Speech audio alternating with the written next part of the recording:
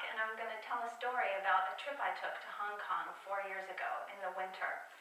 My husband and I were supposed to go from Dulles Airport to North Carolina, where we would then fly to Tokyo, Japan, and connect on a flight to Hong Kong.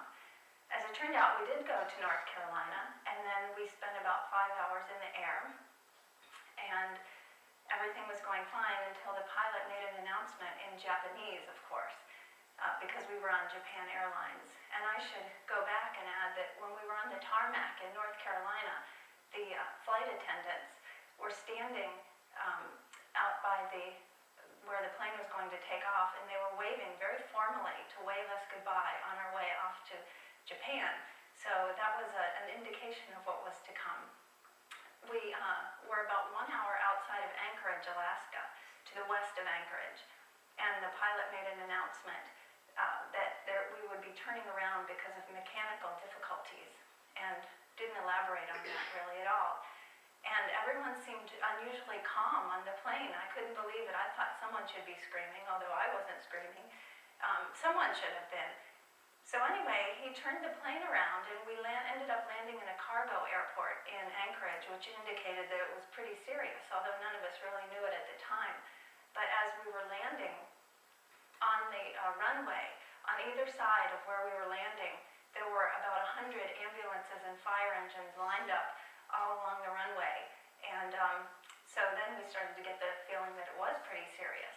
And we ended up landing, and we got off of the plane and went into the airport, and through the window we could see that one of the engines, the right engine, was on fire. And of course none of us had known this the whole time, and several of the passengers immediately got out their cameras, and out of the window they started snapping pictures at the burning fuselage.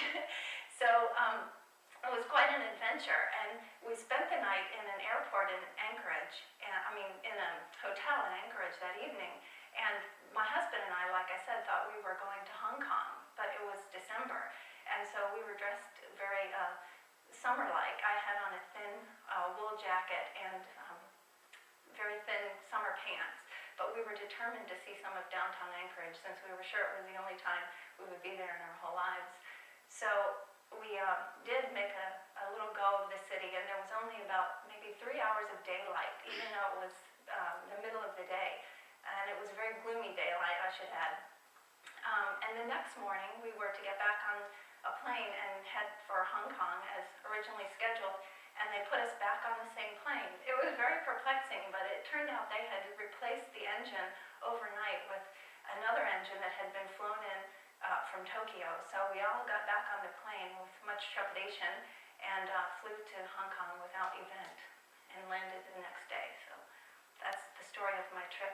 The only trip I took to Asia, and I'm supposed to go this winter again, so I have some reservations, but we'll be brave.